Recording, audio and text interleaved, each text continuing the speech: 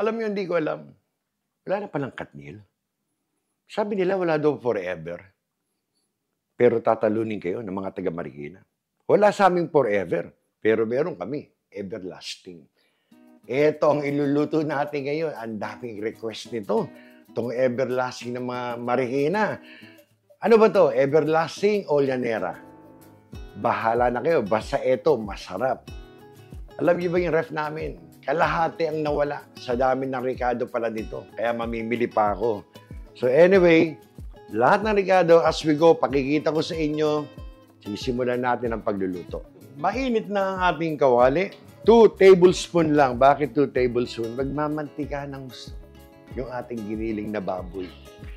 Lagay na natin ang sangkaterbang garlic. Masarap daw ito, sabi ng nanay ko. Maraming garlic sa onion. Yan daw kasi magpapalasa dyan. Okay. So, eto, ibabrown natin ng konti. Ganda ng apoy natin, Ganda ng ating bawang. Susunod ko na to. Ang dami niya, no? By the way, napansin nyo, ang hiwa ko ng sibuyas ay pino. Kasi ayokong ito, nag-uuslian doon sa llanera. Kaya maganda, medyo ganyan, pino lang. Ayan. So, konting halo. Lagyan ko na agad to ng konting patis. Ayokong gumamit ng Lea Perrins o ng kung ano-ano kasi ang sarap ng kombinasyon ng ng everlasting, matamis, yung mga iba-ibang Ricardo niya. Ayokong ma-overpower ng mga kung ano-ano So, eto, konting muna, pepper. 6 pounds yung ating giniling. So, lalagyan ko to ng siguro mga, 1 tablespoon. Dahil marami yung ating giniling. 6 pounds. Bakit marami? Alam nyo ba yung everlasting? Pag hindi nyo lahat na steam, pwede nyo gawin torta. Panalo ang sarap. Okay. 2 tablespoon. Again, kasi marami-rami igigisa natin. Ayan. Alam niyo naman yung gawin ko, di ba? Ginigisa ko lagi yung patis. Takasan ko ng konti. Naku, sumisipol yung aking galit na galit. Ang ganda na, translucent na. 2 ganito ang ilalagay natin. Diyos ko, sana magkasya sa ating kawali. Sa palang yan. Kasya to. Ito ang bili ng nanay ko. Sabi niya, anak, pag gumagawa ka ng llanera, yung iyong giniling na baboy, kailangan, isang kutsa mo na maganda, kailangan lumabas ang mantika niyan. Saka mo medyo tatanggalin yung mantika. Kung hindi, ang llanera mo or everlasting, mamantika. Yan ang sabi ng nanay ko. So ngayon, pati sa paminta lang ang nilagay natin. Bago natin haluin to, lalagyan ko muna ng pork powder para ma-enhance yung ating everlasting. 2 teaspoon, pwede na.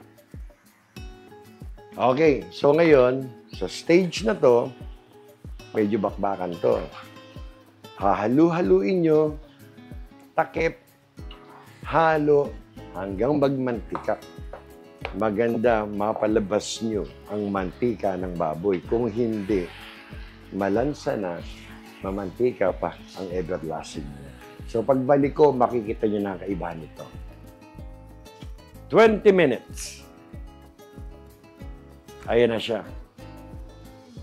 Depende ho sa mabibila nyo ng giniling na baboy. It could be 15, it could be 25 sa inyo. Depende ho. Pero eto, lumabas na ang mantika. Ayan, konti lang. Maganda yung aking nabiling giniling na baboy. Misa may nabibili kong By the time na mapalabas ko yung mantika, nagsiswimming na yung aking giniling. Pero eto, maganda Yung ating 2 tablespoon na nilagay, halos sila nadagdag, So, okay na tayo dyan. So, ngayon, susundan natin nito. Maliit na tomato sauce, gusto ko nagigisa ang tomato sauce. Masarap. Mambong, ang liit naman ng tomato sauce nyo, 6 pack. Relax ka lang. May lalagay pa tayo. Lagay muna natin yan. Maliit na tomato sauce. Baka mamaya, mabitin ho kayo dyan, ha? Dali lang. Lagyan natin ng ketchup. Banana ketchup. Sarap na everlasting. Kalahati, lagay natin. Nako, ganda nito. Kalahating araw yata, bago ko na pangalahati yung ketchup. Alam niyo, ang lagkit. Eto na, haluin lang muna natin.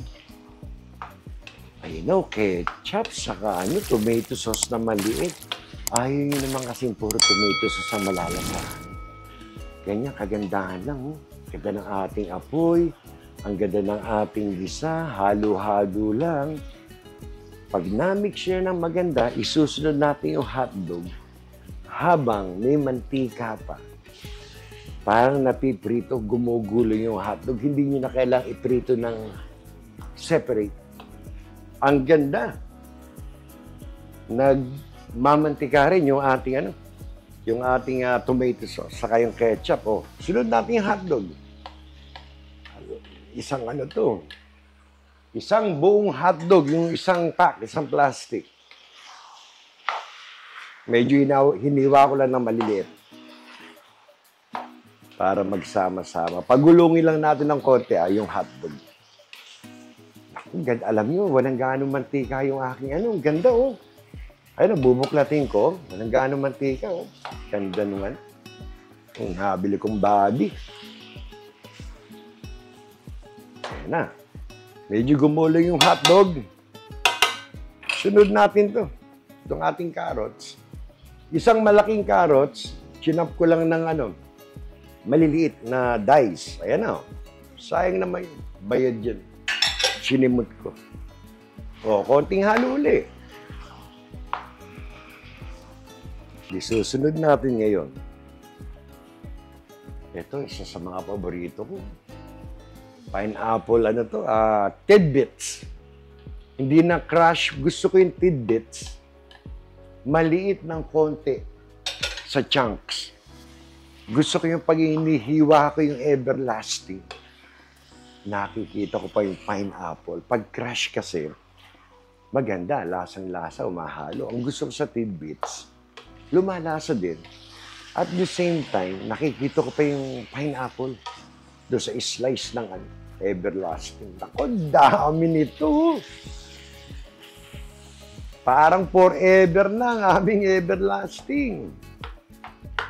At tinimpla natin dito, dalawang 2 tablespoon na patis kasi ang dami nating ilalagay. Ito, red and green bell pepper. Ayan, Kasi, kaya ako, bukod sa maganda ang kulay, yung isa, nagbibigay ng magandang amoy, yung isa naman, sa lasa naman, sa flavor. Ganda, lagay natin yan. Gandang tignan, huwag yan natin haluin to. Nilagyan pa ng pasas. Alam niyo yung aking cheese. Hindi ko nakagawi ang isama dito sa pagluluto yung cheese. Pag ito lumamig na, mas gusto ko doon inihalo ang cheese para pag yung in-steam, in-slice mo yung everlasting, medyo may pagka-chunky ng konti, may chance makita mo yung cheese. Haluin na natin. Ang ganda, ang ganda ng kulay. Ayan na. Ito na lahat. Lahat ng laman ng fridge namin, nandito na. Nagsamahan na dito. So, kalayo, tapos na? Hindi pa. Hinahalo ko lang yan. Alam mo naman kaming taga Marikina, mahilig sa mga putahing matatamis. Hindi pwedeng walang sweet relish. Lagyan natin. Bago ko kayo iwanan, nilagyan ng 1, 2, 3. Apatin na natin. Wala namang masama. Sarap nito. Yung tamis ng pickles. Eto na ngayon. Hayaan ko mag-incorporate lahat. Halo, halo. Pagbalik ko, medyo luto na to. saka natin titikman. Tingnan natin kung i-adjust pa natin yung ating lasa. Okay? Lahat ng gustong sumama, hinalo ko na. Ayan na ang itsura niya. May isa akong estilong pakikita sa inyo. Di ba yung mga giniling, pag nagkakadikit-dikit, ang hirap. Etong shanse, pag ganyan lang, walang laban sa inyo. Pag gusto niyo pag-iwahiwalay, pag yung sandok, mahirap eh. Kasi ito flat. Kanya lang estilo ko. At the same time, lagi ako may shanse. Kasi baka manikit. Pwede niyong ano yung sa ilalim. Oh. Tinikman ko habang wala kayo. Matabang.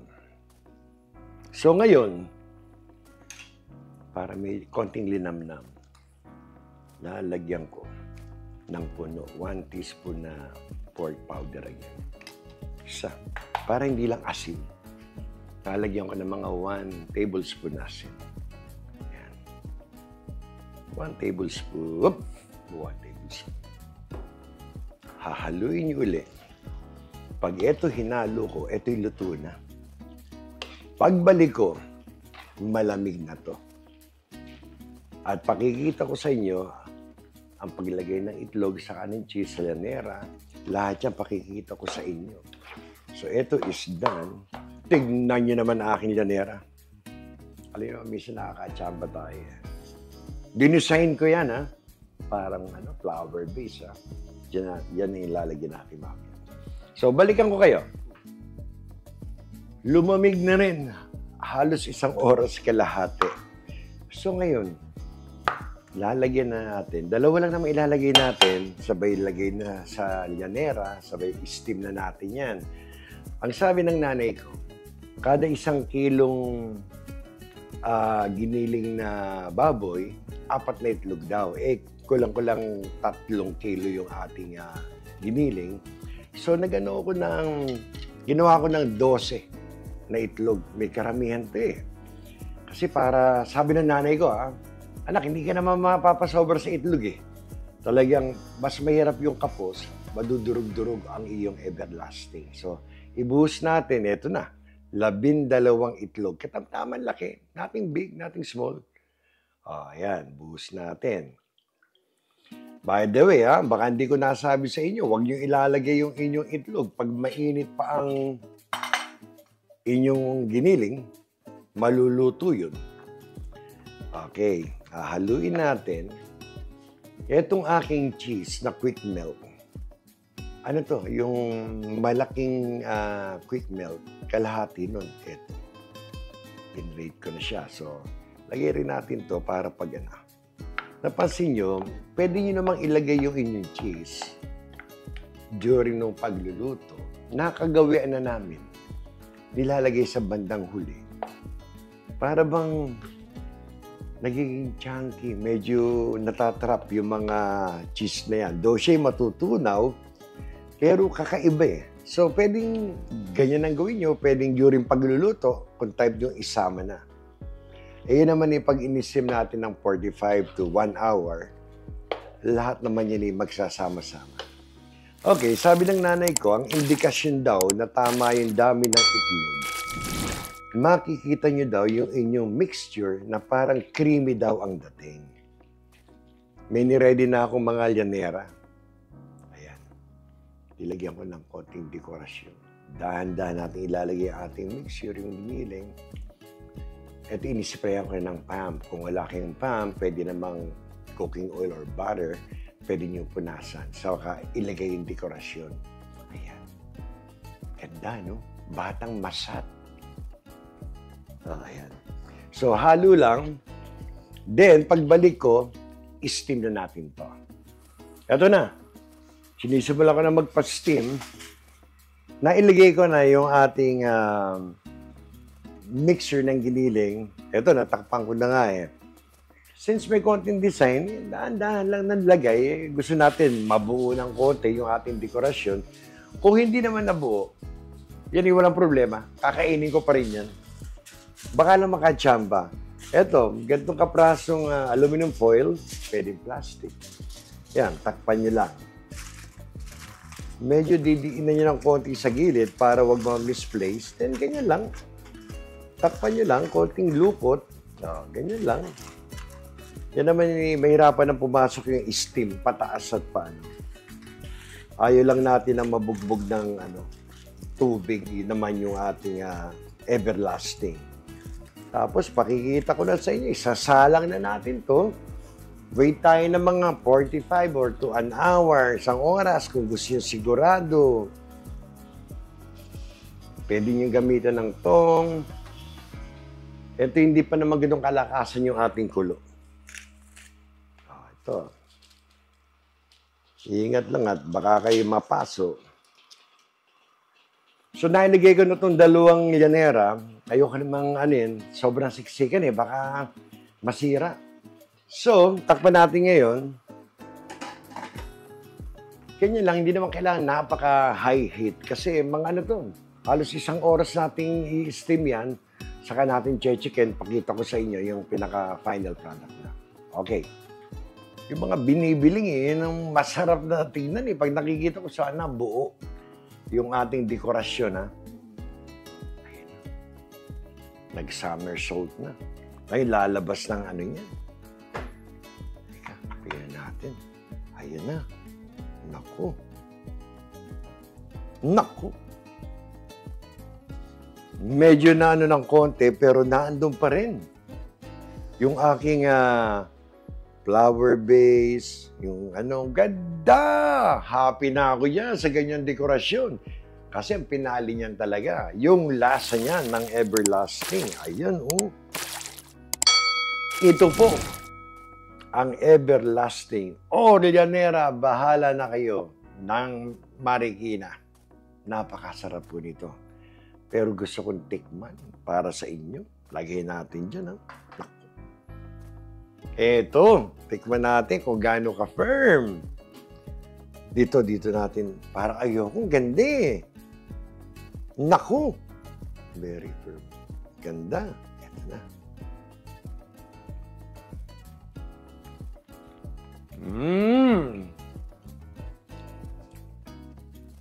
Everlasting ng Marikina. Kailangan tayo magkahiwalay na muli. Ating basbasan ang ating pagkain. Muli, isa na namang mapagpalang araw para sa inyong lahat.